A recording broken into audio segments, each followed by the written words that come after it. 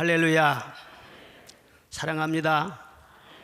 여러분들은 복을 크게 받으신 분들입니다. 서로 인사하십시다. 천사의 얼굴 같네요. 그렇게. 하나님은 쉬지 않고 일하십니다. 지금 이 순간도 일하십니다. 베데스다의 기적, 어디의 기적이에요? 예수님께서 베데스다 못가로 찾아가셨습니다. 이 못은 예루살렘 양문 곁에 있더라. 본문에 그렇게 되어 있는데, 예루살렘 성에는 성문이 여러 곳이 있어요. 그런데 이 양문은 성전에 제사를 지내려면 양을 잡아야 되잖아요. 그래서 양들을 데리고 들어가는 문, 그 문이 양문입니다. 그런데 그 문 곁에 베데스다라고 하는 못이 있었다. 성주순례 가보면은 아주 지하에 깊은 곳에 그 못이 있어요. 자료를 찾아보면은 지하 13.5m 깊은 곳에 있다. 그렇게 되어 있습니다. 그런데 이 베데스다 못은 일정한 기간을 두고 주기적으로 분출하는 이 간헐천이었습니다. 당시 사람들은 천사가 내려와서 물을 솟구치게 한다. 그렇게 생각을 했고, 물이 동할 때 먼저 들어가는 병자는 어떤 병이든지 다 낫는다는 소문이 퍼져 있었습니다. 그래서 각색 병든 사람이 사방에서 거기에 모여든 거예요. 그리고 연못가에서 앉아있고 누워있고 그러면서 물이 움직이기만을 기다리고 있는 것입니다. 예수님께서 그 베데스다의 못가에 찾아가셨어요. 그 중에 가장 오래된 38년 된 병자가 있었는데 그 앞에 가서 내가 낫고자 하느냐 물으십니다. 예, 물이 동할 때 내가 뛰어들려고 하지만 나에게는 기회가 주어지지 않습니다. 다리가 성한 사람이 먼저 뛰어들고 나리는 기어가다가 그냥 기회를 놓치고 해서 지금 38년째 여기에 이대로 머물고 있습니다. 다시 주님이 말씀하셨어요. 일어나 내 자리를 들고 걸어가라. 그래서 곧 일어나서 그 사람이 걸어가는 놀라운 기적이 일어났다는 것입니다. 이 오늘 본문 말씀을 가만히 보면은 이 세상 살아가는 이 사람들의 모습을 그대로 보여주고 있는 것 같아요. 베데스다 연못가에 많은 병자들이 모여 있는 것처럼 사실 이 지구는 거대한 병동과도 같은 것입니다. 사람마다 다 옷 입고 멀쩡하게 그렇게 살아가는 것 같지만 그러나 아픔이 없는 사람이 아무도 없어요. 미움과 분노가 들끓고 불안과 두려움으로 슬픔과 고통으로 속에 멍이 들어있는 그런 사람들이 얼마나 많은지 모릅니다. 베데스다 이 연못가에는 무조건 그 몸을 씻기만 하면 다 낫는 것이 아니라 그냥 먼저 들어가는 사람, 그런 그 사람만 낫는다는 거예요. 그러니까 기다리는 사람은 얼마나 많지 않습니까? 경쟁이 치열할 수밖에 없는 것이죠. 사실 물에 들어갔다가 나았다는 그런 확실한 증거도 없어요. 그런데 소문만 듣고 초조하게 그 못가를 떠나지 않고 기다리면서 말이죠. 내가 먼저 들어가야지, 내가 먼저 들어가야지. 그렇게 기회를 노리고 있는 것입니다. 이 세상은 경쟁이 치열한 세상이에요. 우리 그리스도인들은 은혜로 사는 사람들이고 이 세상 사람들은 경쟁으로 살아가는 사람들인 것입니다. 우리는 은혜 받으면 된다는 사람들이고 이 세상은 경쟁해서 이겨야 된다는 그런 생각을 하고 있는 사람들이지 않습니까? 그러다 벼랑간 물이 움직이는 것 같으면 서로 먼저 뛰어들려고 할 거 아니겠어요? 이번에는 내 차례야, 난이 나와 내 차례야, 막 고함 지르고 뭐 욕도 할 것이고 뭐 잡아당기고 막 발목 잡아서 막 걸어 넘기고 맹인들은 막 지팡이를 막 휘저으면서 내가 먼저 들어갈까 막 그렇게 할 것이고 가관이 아니었을 거예요. 생존 경쟁이 치열한 이 세상과 다를 바가 하나도 없어요. 이 세상에 많은 사람들이 생존 경쟁에서만 이겨내면은 돈도 벌고 권력도 잡고 인생 성공도 하고 모든 문제가 다 해결된다. 그런 의식에 꽉 사로잡혀 있어요. 사실 경쟁에서 이겨봐도 허무해요. 보장이 없어요. 그리고 경쟁에서 이긴다, 정상을 또 정복한다는 것은 로또 맞는 것처럼 확률도 아주 적어요. 그런데도 불구하고 요행을 바라면서 허상을 쫓아가는 그런 세상 많은 사람들, 꼭 베데스다 연못가와 같아요. 이 베데스다라는 말은 자비의 집이라는 그런 뜻이 있습니다. 주님의 자비를 기다리고 있는 바로 이 성전, 이 성전은 꼭 베데스다 목과 같아요. 이 성전이 귀한 것은 왜 귀하냐? 예수님께서 베데스다를 찾아가신 것처럼 우리 주님은 지금도 성전에 오셔서 만나주시고 응답하시고 은혜를 주시고 기적을 행하시는 줄로 믿습니다. 오늘도 주예전에 모여서 예배드리고 있는 성도들을 찾아오셔서 내가 낫고자 하느냐 그렇게 물으시는 것입니다. 여러분이 마음을 활짝 열고 귀한 말씀을 받음으로 말미암아 베데스다의 기적을 체험하는 그 현장이 되시기를 주의 이름으로 축복합니다. 어떤 사람에게 이런 기적이 일어나느냐? 첫째는 절망한 자에게 일어납니다. 어떤 사람에게요? 절망하는 사람. 오늘 6절 보니까 예수께서 그 누운 것을 보시고 병이 벌써 오랜 줄 아시고 그런 말씀이 나와 있어요. 예수님은 거기 많은 병자들이 누워 있는데도 다른 사람은 관심을 가지 않으셨어요. 그 38년 된 병자에게 다가가시고 그 한 사람에게 집중하셨어요. 왜 그 사람이었을까? 가장 오래된 병자라고 했잖아요. 3년도 지루하죠. 3개월도 얼마나 지루하지 않겠어요? 그런데 38년이나 이 절망과 고통에 빠져 누워있는 그 사람, 아마 가족들도 외면했을 거예요. 가족도 다 버려버린 행여병자였을 거예요. 20대에 병이 났다면 이제 환갑이 다 된 그런 나이예요. 숨쉬고 살아있을 뿐이지 희망이라고는 전혀 없는 가장 불쌍한 사람, 그 사람을 주님께서 찾아가신 것입니다. 지금 이 순간에 예수님께서 우리 모두를 다 만나기를 원하시지만은, 자, 한 사람만 딱 만난다고 가정을 해봅시다. 누구를 만나실까?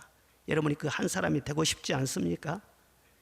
예수님이 시간 한 사람만 만나 주신다면은 누구를 만나시겠어요? 하나님은 아무도 차별하지는 않으십니다.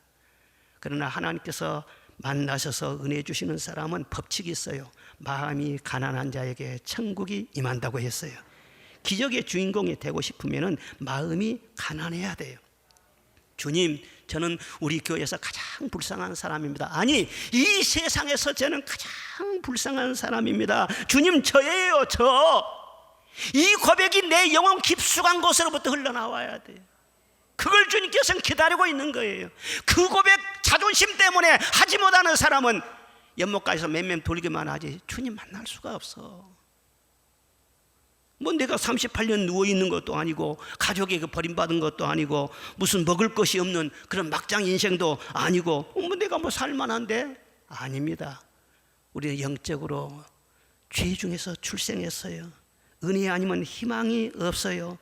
주님, 나는 죄인입니다. 내 의를 가지고는 거룩하고 영광스러운 하나님 앞에 설 수 없습니다. 이 절실한 마음이 있어야 돼. 그리고 사실이에요, 그게. 요즘 여러분 레위기 말씀 읽죠? 레위기를 쭉 보면 정결법이라고 나옵니다. 무엇은 정하고 무엇은 불결하고 뭐 여러 가지 말들이 나오는 거예요. 그런데 병 중에서도요, 아주 부정한 병이 있어요. 그게 뭐예요? 나병. 옛날에 문둥병이라고 했죠. 나병 걸리면은 동네에서 살 수도 없고 성전에 들어갈 수도 없어요. 이 나병에 대한 진단법이 거기 성경에 나오는데, 머리에서부터 발끝까지 전신이 나병인 사람, 그런 사람은 정하다, 그런 말씀이 나옵니다. 그러나 어느 부분에든지 살점이 보이면은 그는 부정하다, 그렇게 나와 있어요. 그 상식적으로 좀 이상하지 않습니까? 전신이 지금 나병으로 만신창이가 된 사람은 그 사람이 부정할 것 아니에요. 근데 그 사람은 정하다는 거예요. 그런데 깨끗한 살이 부분적으로 보인 사람은 부정하다는 거예요. 이게 영적으로 아주 깊은 의미가 있는 것입니다. 우리는 죄악 중에 출생했지요. 타락했는데 전적 타락이에요. 내 마음은 안 그런데 입이 타락했다든가, 손은 안 그런데 다리가 타락했다든가, 무슨 머리는 괜찮은데 몸이 무슨 뭐 본능적으로 그래서 그랬다든가, 그게 아니에요. 겉에서부터 속까지 전체가 다 온전히 타락했어요. 머리에서 발끝까지. 나병으로 말미암아 만신창이가 된 거예요. 그런 내 영적인 실상을 직시하고, 하나님, 나는 전적으로 타락한 존재입니다. 하나님 앞에 나의 의는 1%도 자랑할 것이 없습니다. 주님 은혜 아니면 희망이 없는 사람입니다. 그런 사람은 정하다는 거예요. 왜 정할까요? 주님이 만나주시고 주의 보혈로 씻어주시니까. 정하단 말. 근데 아직까지 자기 의가 살아있는 사람, 자존심이 뭐 내가 도덕적으로 뭐 무슨 죄인, 이런 사람은요 부정하다는 거예요. 주님의 은혜가 접할 수가 없어요. 못된 행실 다 고치고 악한 생각 다 버려도 주 앞에서 정결타고 자랑치는 못하리라. 그렇죠? 다 고치고 다 버렸다 할지라도 그래도 주님 앞에는 자랑할 것이 없어. 물로 씻든지 불로 태우든지 내 안가박을 다 닦아주시고 내 모든 죄를 멸하여 주옵소서. 이처럼 죄인된 것을 고백하고 은혜 앞에 전적으로 무릎을 꿇을 때만 죄의 사함을 받게 되는 것입니다. 성령을 받게 되는 것입니다. 새 사람으로 지음 받게 되는 것입니다. 이것 못하면 은혜하고는 거리가 먼 거예요. 사람 앞에 고개 숙이란 말이 아닙니다. 하나님 앞에서 나의 모습을 바라보라는 것입니다. 그래서 하나님 앞에 귀하게 쓰인 사람 봐보십시오. 다 하나님 앞에 엎드립니다. 믿음의 조상 아브라함은 티끌 같은 나라, 그렇게 말씀을 했어요. 다윗은 말하기를 나는 천한 자입니다. 먼지와 같고 헛것과 같습니다. 이사야는 화로다 나여 망하게 되었도다. 베드로는 주여 나는 죄인이로소이다. 나를 떠나소서. 바울 사도는 나는 죄인 중에 괴수로소이다. 이처럼 마음이 가난한 자, 은혜하면 살 수 없다는 자, 주의 은혜로만 설 수 있다는 자에게 천국이 임하는 줄로 믿습니다. 물론 질병과 마음의 고통, 실패와 좌절, 큰 환난을 당함으로 정말 쫓기다가 그런 환난 때문에 주님을 붙잡는 그런 분들도 있습니다. 그것도 물론 은혜지요. 그러나 그런 고통도 결국은요 죄인된 자기 자신을 깊이 깨닫게 하고 구속의 주님을 만나게 하는데 초점이 있다는 것을 여러분 깨달으시기를 바랍니다.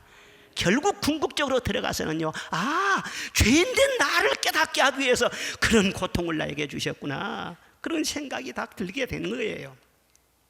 한 청년이 어머니의 눈물겨운 기도와 만류에도 불구하고 늘 술 친구들하고 어울려 다니면서 방탕한 길로만 다녔어요.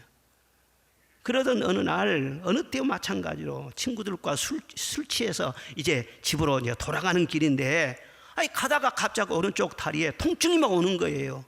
도저히 걸을 수가 없어요. 그래서 친구 등에 업혀서 겨우 집으로 돌아왔습니다. 어머니가 보고 너 지난 주일날 빠졌지, 교회 안 나갔지, 막 그러면서 막 호통을 치는 거예요. 그러니까 어머니는 맨 그 모양이냐고 막 어머니한테 막 반항하면서 말씀을 듣지를 않는 거예요. 그런데도 통증이 가시지 않고 점점 더 심해지는 것입니다. 그래서 병원에 가서 진찰을 해보니까 골막염이래요. 그 살려면 다리를 절단해야 된다는 거예요. 이런 지경이 이러니까요, 인생이 얼마나 허무하게 느껴집니까? 완전한 절망의 벽에 부딪혔어요. 그리고 내 자신을 가만히 돌아보니까 하나님 앞에 너무나도 교만했구나, 내가 패역하고 반항이 많았구나, 불순종했구나, 이런 죄를 생각하면서 너무나 마음이 괴로운 거예요. 그리고 어머니한테 먼저 사죄를 했어요. 어머니, 불효자식을 용서해 주세요. 죄 많은 이 자식을 하나님께서 과연 용서해 주실 수 있을까요? 어머니, 나를 위해서 기도해 주세요. 몸부림치는 거예요.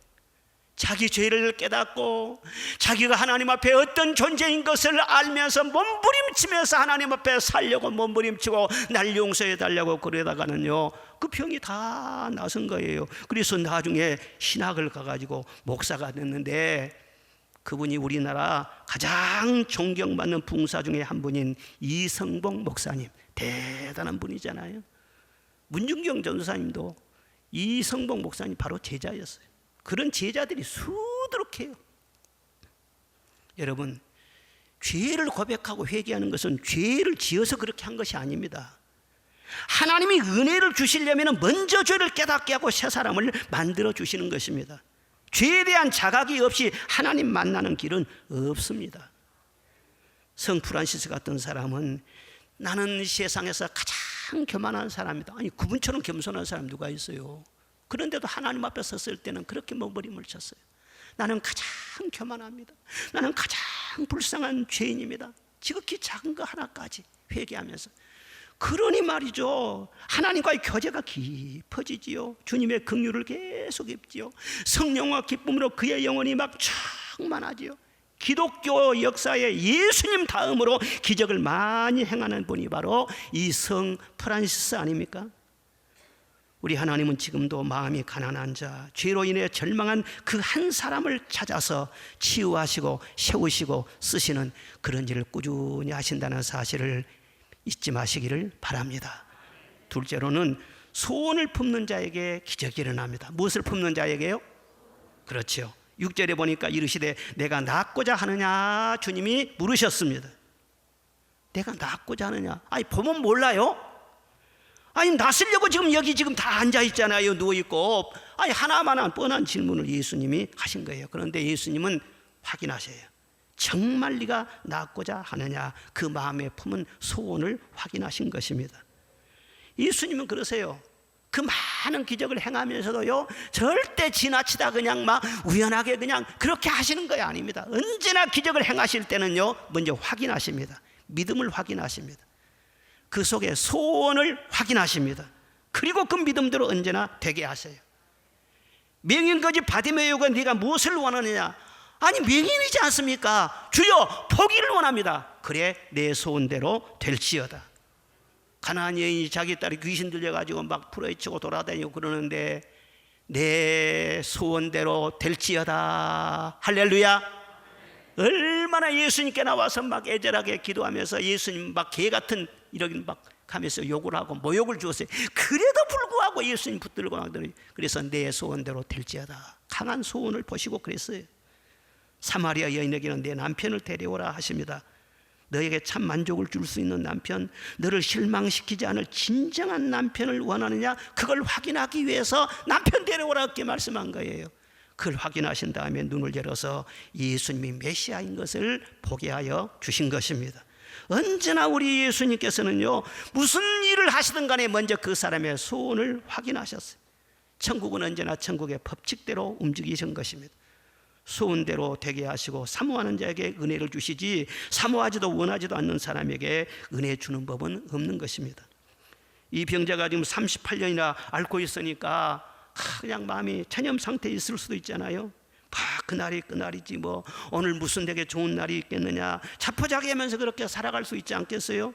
그리고 그 목가에 그냥 있는 것도 뭐 동병상련이라고 그런 처지에 있는 사람이 거기에 다 모이다 보니까 그 사람들하고 서로 말도 주고받고 하다 보면은 뭐 시간도 잘 갈 것이고, 그리고 외롭지도 않을 것이고, 또 누가 지나가다 뭐 한 푼이라도 던져주면 생기는 것도 있고, 막 그래서 그 자리를 떠나지 않고 있을 수도 있는 거예요. 그런데 정말 그 마음속에 내가 나서야겠다고 하는 간절한 소원이 있는 사람은 그 말과 표정에서 다 드러나는 것입니다. 소원이 없는 자는요, 말이 다 죽어가요. 묻는 말에 대답도 하기 싫어요. 그런데 예수님께서 그 사람을 향해서 내가 낫고자 하느냐 딱 물을 때요, 눈이 바짝바짝 빛이 나는 것입니다. 그리고 예수님께 대하는 그 말 자체가 힘이 있지 않습니까? 자기 생각을 당당하게 표현하지 않습니까? 여기 7절에 보면 주여 그랬어요. 주여라는 말은 예수님에 대한 이 믿음의 고백이기도 하는 것입니다. 당신에게는 뭔가 기대할 것이 있다는 거예요. 물이 움직일 때에 나를 모셔 넣어줄 사람이 없어서 이렇게 하고 있습니다. 주님은 도와주실 수 있지요. 그 바람이 그 속에 들어있잖아요. 다른 사람이 먼저 내려가나이다. 아직까지도 내가 먼저 이기고 싶은데 다른 사람이 먼저 선수를 칩니다.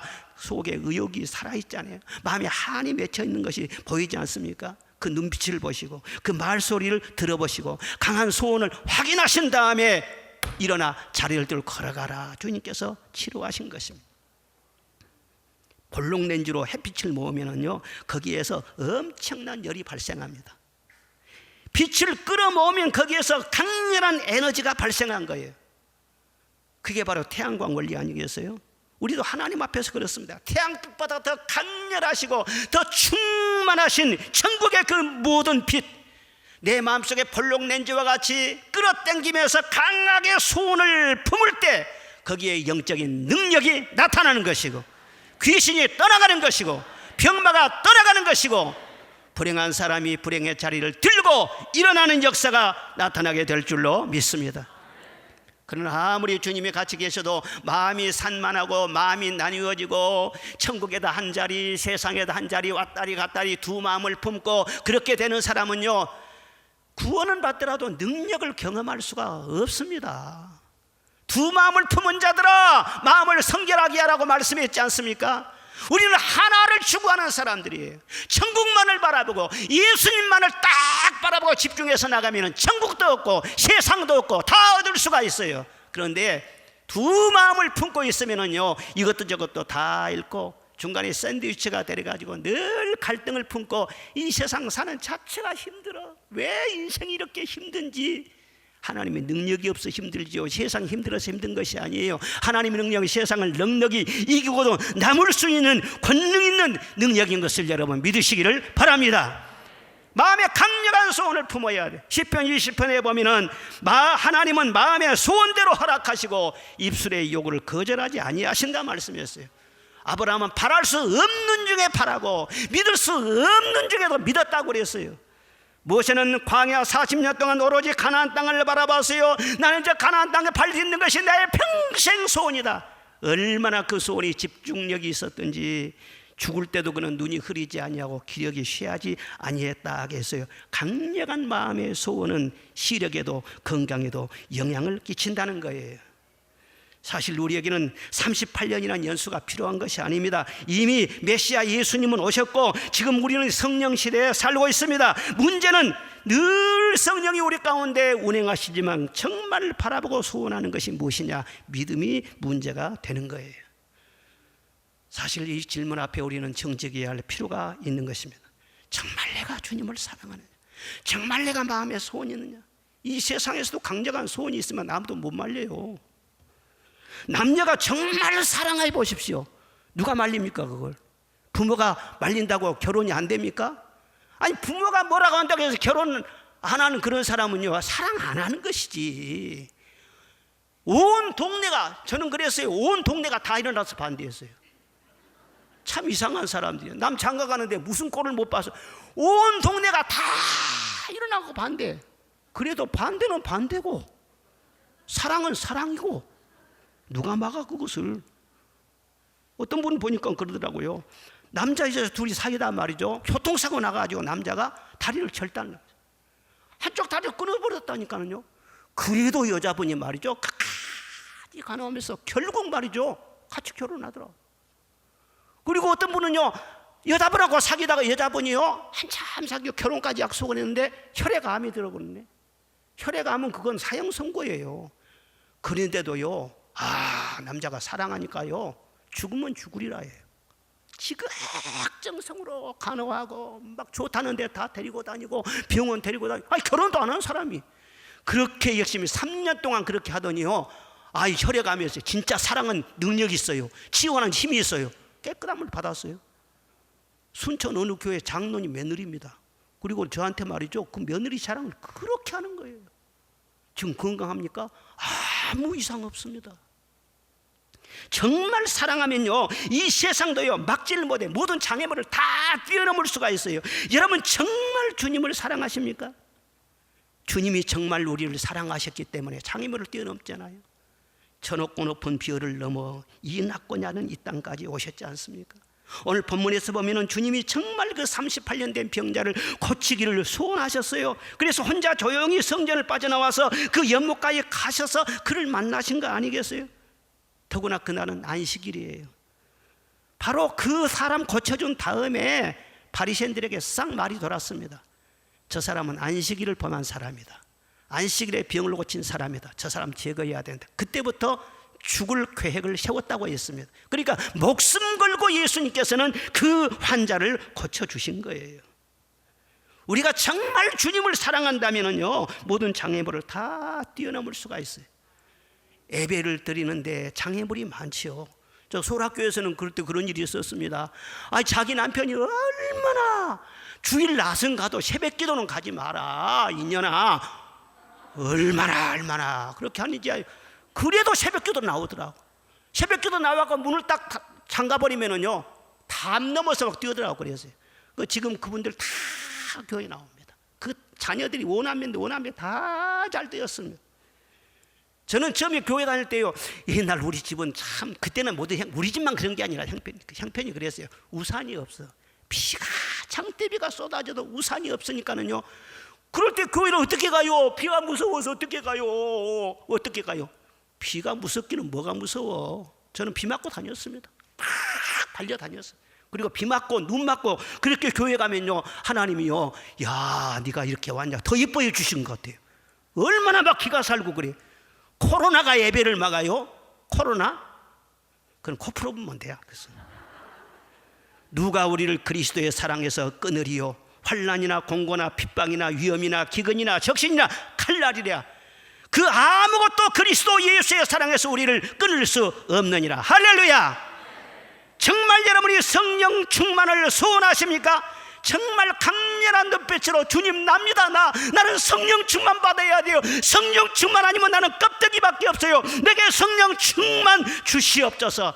진정으로 사모하면은요, 악한 자라도 자신에게는 좋은 것을 줄 알거든 하물며 구하는 자에게 성령을 주시지 않겠느냐 말씀하셨잖아요. 마음속에 두 마음을 품기 때문에 살만하니까, 갈급한 마음이 없으니까 성령 충만 못 받는 것이지. 사실 여러분, 지금은 말세 중에서 끝이 아닙니까? 주님 오실 때가 임박했지 않습니까? 이 세상 돌아가는 것을 보십시오.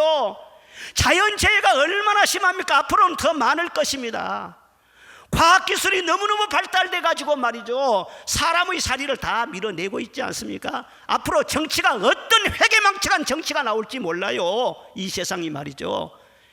이렇게 절박한 세대에 살면서 여러분은 무슨 힘으로 살려고 하십니까? 어떤 수단으로 살려고 하십니까? 이 세상이 아무리 변하고 아무리 험악한 세상이 된다 할지라도 우리 그리스도인들은 성령으로 살아야 할 줄로 믿습니다. 성령은 세상을 이기는 분이신 줄로 믿습니다. 세상보다 크신 분인 줄로 믿습니다. 성령이 여러분을 보호해 주시고, 성령이 여러분에게 말의 권세를 주시고, 성령이 여러분에게 기도에 응답을 주시면은 21세기가 아니라 31세기가 온다 할지라도 살아가는데 거떡 없을 줄로 믿습니다. 성령으로 자녀들 공부하도록 하십시오. 성령으로 여러분 사업도 하십시오. 성령으로 직장생활도 하십시오. 부부간의 갈등도 많지요. 성령으로 화목하시기를 바랍니다. 교회 봉사도 육으로 하지 말고 성령 충만해서 교회 봉사도 하시기를 바랍니다. 성령으로 하지 않은 것은 하나님께서 인정도 하지 않으세요. 진정으로 사모하면 성령 받아요. 저는 왜 기도를 해야 되고 왜 성령을 받아야 되는가, 돌파구를 찾기 위해서 6개월 동안 고민을 했어요. 내가 어떻게 해야 되겠는가 고민하다 보니까 성령 충만밖에 없더라고요. 성령 충만 받으려면 기도밖에 없더라고. 그래서 지금까지 40년 넘게 매일매일 하나님 앞에 기도하면서 살아오잖아요. 외국에 가면은 외국에 가도 시간 맞춰서 기도합니다. 호텔 들어가도 잠을 줄이더라도 기도합니다. 기도 안 하고 건너뛴 날은 내 기억으로는 한 날도 없어요. 왜? 나는 성령님께 모든 것이 달려있다고 믿기 때문에. 나는 지금 이 순간도 주 없이는 살 수 없습니다. 우리 교회도 마찬가지고 가정도 마찬가지. 여러분 가족 구원을 간절하게 소원하십니까? 정말 소원하면서 하나님, 내 남편이요, 내 아들이요, 내 딸이요, 구원해 주세요. 구원해 주세요. 모든 육체는 풀과 같고 그 모든 영광은 풀의 꽃과 같다고 했는데, 여러분 좋은 직장 들어가서 돈 많이 벌고 유명한 새 타게 되고 그런 거 자랑하지 마세요. 다 지나가는 꽃이야. 시들 때가 와. 영혼 구원받지 못하면 어떻게 하려나? 하나님, 다른 것보다도 구원받기 원해요. 내 남편 구원받기 원해요. 어느 교회에 88세 된 할머니가요, 그렇게 예배생활을 열심히 했어. 좀 유별나게 주일 나시고 밤이고 새벽 예배고, 예배라고 하는 예배는 한 번도 빠지를 않고 열심히 나와요. 그런데 꼭 이 앞자리 자기 정해놓은 자리가 있어. 좀 늦게 와가지고 누가 앉았으면은요, 지팡이 짚고 와서 툭툭 치는 거예요. 저리 나가라. 그리고 자기가 거기 앉는 거예요. 그리고 헌금도 그냥 이렇게 하면 될 것인데 꼭 강대상에 올라가가지고 목사님 이리 오세요. 목사님한테 언제나 드리는 거예요. 30년 동안 변함없이 그렇게 예배 생활을 하는데 목사님이 얼마나 힘들었을 것이며 교인들이 얼마나 힘들었겠어요. 그러니까 아예 그냥 나중에는 그냥 이거 저 할머니 여기에 들어가지고 다 그냥 포기해버렸어. 근데 그 할머니가 그렇게 열심히 하는데도 자식들은 하나도 교회 나온 사람이 없어요. 그런데 몸이 아프다는 소식이 들려와서요, 일주일 동안 시름시름 앓다가 깨끗하게 천국을 올라가셨어요. 돌아가시기 바로 그 전주일까지 교회를 나오셨다는 거예요. 그런데 놀라운 일이 벌어졌어요. 그 가족들이 회의를 해가지고요, 평생 한결같이 우리 어머니가 교회를 다니셨는데 우리도 우리 어머니의 뜻을 받들어서 다 교회 나가자. 그 다음 주일 날요, 아들, 딸, 며느리 사위 할 것 없이 손자들까지 32명이 그 교회에 다 등록을 하고 믿음의 가문으로 변화되었다는 거예요. 그 할머니가 30년 동안 혼자 나와서 그 자리에 앉아서 하나님 앞에 기도한 그런 모든 것들이 헛되지 않은 것이죠. 하나님은 기도를 들으시는 분인 줄로 믿습니다. 그런데 진심으로 내 가족 구원받기를 원하느냐? 속으로는 그냥 안 그렇지. 그러니까 응답 못 받죠. 응답 못 받아요. 하나님 앞에 정직하세요. 하나님, 이 세상 모든 것 다 준다 할지라도요, 나는 영혼 구원이에요. 그렇게 포기하지 않고 30년을 기도한다? 그 기도가 어디로 가겠습니까? 하나님 살아계시는데. 할렐루야. 믿음은 바라는 것들의 실상이라고 했어요. 바라고 소원하는 바가 실상으로 이루어지는 것이 바로 영적인 세계라고 하는 것입니다. 소원을 품고 기도하며 인내하고 입으로 시인하면 반드시 살아계신 하나님께서 이루어 주십니다. 사랑하는 여러분, 육의 것은요, 이 세상 것은 웬만하면 자족하고 사시기 바랍니다. 아파트도 그 정도면 됐고, 입은 옷도 그 정도면 잘 입고 다녀요. 핸드백도 뭐 명품이니 무엇이니 그냥 시간방 떨지 말고 지금 갖고 다니는 거 아주 좋아. 에? 명품 찾고 그러지 말고 구찌 그런 쓸데없는 소리 하지 말고. 에? 그러나 신령한 것은 말이죠, 사모해야 돼요. 성령 충만은 더 사모해야 돼요. 영혼구원은 더 사모해야 돼요. 주님, 내가 마음속에 불이 탑니다. 내게 은혜를 더하여 주옵소서. 그럴 때 영적으로 계속 성장하고 그 사람이 결국 세상을 지배하는 데까지 이르게 된다는 거예요. 마지막 세 번째로는 일어나 걷는 자에게 기적이 일어나는 것입니다. 8절 보니까 예수께서 이르시되 일어나 내 자리를 들고 걸어가라 하시니 그랬어요. 38년이나 자리에 누워 지내던 병자가 여러분 어떻게 일어납니까? 근데 예수님께서 일어나라고 했잖아요. 아니 근육이 다 풀렸을 것인데 발목이나 무릎이나 말이죠, 38년 동안 누워 있었으면 돌처럼 다 굳었을 거예요. 이런 사람 다시 풀리려면 물리치료를 받으라도요 아주 오랫동안 받아야 될 거예요. 그런데 주님께서는 전혀 그런 거 고려하지 않으시고 일어나 걸어가, 딱 이 말씀을 하신 거예요. 왜? 예수님은 하나님이십니다. 예수님은 창조자이십니다. 태초에 하나님이 말씀으로 천지를 창조하시니라. 빛이 있으라 하신가? 빛이 있었잖아요. 우리 예수님의 말씀은 누구하고 상의하고 타협하고 그게 아니야. 말씀 자체가 바로 능력이에요. 물러가라 하니까 귀신이 물러가고, 조용하라 하니까는 풍랑이 잠잠해지고, 지나가는 상의를 멈추고 청년아야 일어나라 하니까 죽은 시체가 일어나기도 하고, 죽은 지 나흘 된 이미 무덤에 장사 지낸 시체를 향해서 나사로야 나오라 하니까 그 죽은 자가 걸어서 무덤에서 나왔다고 했지 않습니까? 요한복음 5장에 진실로 너에게 이르노니 죽은 자들이 하나님의 아들의 음성을 들을 때가 오나니 곧 이때라. 듣는 자는 살아나리라. 듣는 자는 살아나리라. 창조주의 말씀은 무에서 유를 창조하는 말씀인 것입니다. 지금 이 순간에도 말씀이 들려지는 그 순간에 생명이 살아나고 귀신이 떠나가고 치료가 일어나는 시간이 된다는 것을 믿으시기를 바라는 것입니다. 그래서 예배는 생명이고 말씀이 생명이고 귀 있는 자는 들을지어다. 오늘 9절에 보니까 그 사람이 곧 나와서 자리를 들고 걸어가니라 그랬어요. 자리를 들고 그냥 걸어간 것이 아니라 자리를 들고 걸어가니라 그랬어요. 38년 동안 깔고 누워있던 그 자리를 들고 걸어갔다 그 말인 것입니다. 그 자리가 무슨 자리입니까? 38년이나 깔고 그냥 들어누워가지고 건강한 사람 지나다니면 사람 쳐다보고 구경하고 사람들 보면서 사람들 부러워하고 이거 저런 사람은 좋겠다 하면서 다른 사람과 비교하면서 열등감의 자리에 열등감의 자리, 다른 사람 부러워했던 자리, 한숨 쉬던 자리, 부정적인 생각으로 꽉 쩔어 있었던 자리, 세상을 원망했던 자리예요. 그 자리를 들고 일어나 걸어가라는 거예요. 다시금 이 생활에 대해서 미련을 두지 말라, 그 말인 것입니다. 그리고 곧 나서 그렇게 말씀하세요. 예수님께서 말씀이 떨어지자마자 곧 나았다 그렇게 말씀해요. 치료가 그 몸에 바로 임했다는 것이에요. 빛보다 빠른 속도로 치료의 광선이 그 몸에 임했다니까요. 임했어요. 그래서 일어나기 전에 치료가 먼저 왔어요. 그러니까 일어날 힘이 이미 주어진 거예요. 주님께서 우리에게 무슨 말씀을 하실 때 하지 못할, 능력이 미치지 못할 일을 절대로 시키지 않습니다. 마음만 있으면 할 수 있는 그 일을 시키시는 것입니다. 그래서 그 순간 일어나기 전에 먼저 치료 딱 해버리시잖아요. 주님께서 예수님 먼저 낫게 하시고 그 다음에 이제는 네 발로 일어서서 스스로 걸어가라. 예? 먼저 힘을 주시고 먼저 고쳐주시고 그 다음은 네 스스로 하라. 그래서 그 스스로 행해 나갈 때에, 걸어서 나아갈 때에 하나님의 능력이 계속 함께 하시는 줄로 믿습니다. 주의 능력은 그 순간으로 딱 끝나는 것이 아니고 걸어갈 때 걸어가는 발걸음마다 주님의 능력이 함께 하신다는 거예요. 하나님이 지으신 모든 생명체를 보면은요, 다 하나님은 자생력을 주십니다.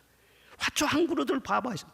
예, 겨울에 말이죠, 그 혹독한 추위를 다 이겨내지 않습니까? 여름에는 그 무서운 비바람도 다 이겨내고 찌는 듯한 그런 폭염도 다 이겨내고 견디고 그러면서 꽃을 피우고 열매를 맺고 다 그러지 않습니까? 어떤 생명체가 됐든 간에 어떤 환경에서도 스스로 살아남을 수 있는, 그리고 번식할 수 있는 이 자생력, 그것을 주신다는 거예요. 하물며 사람에게 그 능력을 안 주시겠습니까? 사람 속에는 놀라운 하나님이 주시는 잠재 능력이 있는 것입니다. 뭐 세상 사람들이야 하나님이 함께 하시는 그런 능력을 인정을 안 해요. 그러니까 세상 사람들이 이런 그 병자들을 고칠, 병자들을 위해 사는 일이 뭐겠어요? 뭐 살리는 능력이 없어요. 고칠 능력도 없고. 그러니까 이런 병자들에게 기껏 하는 것이 복지 혜택을 주는 것이죠. 뭐 좋은 시설도 만들어주고 편의시설도 잘 갖추어주고 불편하다고 도우미도 보내서 수종 들게 해주고 뭐 식사도 잘 챙겨주고 용돈도 필요하면 찔러주고, 이것이 최선이에요. 너는 항상 그대로 그렇게 장애인으로 그냥 머물러 있어. 우리가 다 도와줄 테니까. 세상은 그렇게 하는 거예요. 그런데 주님께서는 그게 아니라는 거예요. 먼저 치료하시고 그 다음 들고 일어나 걸어가라. 왜? 네 속에 능력이 있다. 누워있으면 너는 평생 남을 의존하는 사람 종밖에 안 돼. 네 스스로 일어나서 자리를 들고 걸어가라. 네가 걸어가면 힘 줄게. 네가 걸어가면 지혜도 줄게. 걸어가면 돈도 생기고 걸어가면 능력도 생기고 기적이 계속해서 일어날 것이고, 네 속에 능력을 가지고 살아야 한다. 남을 의지하며 사는 사람 종 되지 말아라. 그렇게 예수님께서는 말씀하시는 거예요. 그냥 걸어갈 때 그냥 혼자 그냥 걸어가는 것이 아닙니다. 딱 한 가지예요. 사람들 만날 거 아니에요. 저 사람 연못가에서 죽고 있었던 그 사람 아니에요? 병 들었던 사람이 썽썽이 걸어다니네. 어떻게 해서 병 나았어요? 어떻게는 어떻게요? 나사렛 예수님 나를 고쳐주셨지. 아니 어떻게 고쳤어요? 아니 그분이 물에 먼저 막 넣어주었어요? 아니 어떻게 물에 넣어준 것도 아니고 뭐 약 준 것도 아니야. 무슨 마사지 해주고 무슨 물리치료 해주고 그런 것도 없어. 그냥 말씀을 주셨어. 일어나라 걸어가라 하니 그 말씀 주신 것뿐이야. 당신도 좀 팔자 그렇지, 당신도 아픈 데 있지, 예수님 만나봐. 그분의 말씀을 들어봐. 그러면 나을 거야. 일어나 걸어라, 내가 새 힘을 주리니. 일어나 너 걸어라, 내 너를 도우리. 많은 사람들이 예수님의 은혜를 받고 성령 받고 그 엄청난 가능성을 가지고 있으면서도 움직이려고 하질 않아요. 남 의존하며 살려고 해요. 이거 정신적으로요 무능하게 만들어버린 겁니다. 그런 교인들 되면 안 된다는 거예요. 스웨덴의 가스펠 가수 중에서 레나 마리아라고 하는 사람, 여러분 많이 들어보셨죠? 이분은 태어날 때부터 양쪽 팔이 없고 한쪽 다리는 반만 있는 중증 장애인이에요. 그런데도 부모님은 그 아이를 낳고는요 조금도 부끄러워하지를 않았어요. 이 아이도 하나님의 뜻이 있어서 보내주신 귀한 선물인 줄로 믿습니다. 오히려 감사했다는 거예요. 그리고 이 아이를 믿음으로요 잘 기른 거예요. 그런데 어렸을 때부터 철저하게 하나의 원칙이 있어요. 절대로 도와주지를 않았어요. 네 스스로 할 수 있다는 거예요. 도와주지는 않으면서 너는 할 수 있다 이런 용기를 계속해서 북돋아 준 거예요. 그래서 어려서부터 뭐든지 스스로 해야 할 줄 알고 아예 혼자 다 하면서 이 아이가 컸다는 것입니다. 밥 먹을 때도 한쪽 팔로 식사를 하고 십자수도 놓고 그림도 그리고 칫솔질도 하고 편지도 쓰고 인터넷까지 하고 나중에 커서는요 스톡홀름 또 음악대학을 졸업한 후에는 성악가가 되어가지고는요 전 세계를 다니면서 아름다운 목소리로 하나님의 은혜를 찬양하는 그런 찬양 사역자가 된 것입니다. 우리나라에도 그분이 다녀갔지 않습니까? 나중에는 결혼도 했어요. 그분이 자서전을 썼는데 말이죠 전 세계로 막 번역이 돼가지고 베스트셀러가 되었어요. 장애인인데 스스로 할 수 있다는 의욕을 가지고 계속 일어나서 움직이니까 하나님께서 움직일 때마다 계속 능력을 주신 거 아니겠어요? 여러분, 우리가 어떤 어려운 처지에 있을지라도 절망해서는 안 되는 것입니다. 오늘 이 세상은 건강한 몸을 가졌지만은 늘 부정적으로 인생을 생각하고 이 세상에 대한 불만을 품고 힘이 있는데도 스스로 일하려고 하지 않고 헛되이 세월을 보내는 사람들이 너무너무 많다는 거예요. 요즘에 옛날에 없었던 병이 하나 생겼대요. 그 병이 무슨 병인 줄 아세요? 실어증이래요. 실어증. 예? 밥 먹기도 싫어, 공부하기도 싫어, 일하기도 싫어, 연애하기도 싫어, 결혼하기도 싫어, 애 낳기도 싫어, 출근하기도 싫어, 싫어, 귀찮아, 나한테 타치하지 마세요. 그래서 다 아파트 없거나 또 원룸 없거나 그래가지고 혼자 톡방에서 콕 있어가지고 싫어. 그럼 싫으면 그 시간에 뭐하나? 할 일 없으니까 게임 중독에 빠지고 포르노 중독에 빠지고 알코올 중독에 빠지고 그러다 보면 영혼이 황폐돼요. 정신력이 황폐돼요. 불면증 걸려요. 우울증 걸려요. 그런 사람들이 여러분 세상에 너무너무 많다는 거예요. 예? 바로 우리 주변에 있는 사람들 중에 그런 사람들이 너무 많다는 거예요. 하나님이 일어설 수 있는 힘을 주셨는데도 정신적으로 병이 들어가지고 싫다는 거예요. 다 귀찮다는 거예요. 여러분들도 아마 많이 보실 겁니다. 나는 자연인이다 그 프로 있죠. 많이 보시죠. 저도 가끔 봐요. 그런데 전에는 그 프로를 즐겼던 사람들이 50대 60대들이었대요. 그런데 지금은 젊은 사람들도 그렇게 많이 본다네요. 그걸 보면은 세상에서 뭔가 계기가 있어요. 막 시달리면서 살다가 스트레스도 너무 많이 받고 그러니까 막 처자식이나 모든 거 다 던져버리고 심산유곡에 들어가서 혼자 조그만 움막 지어놓고 혼자 사는 것입니다.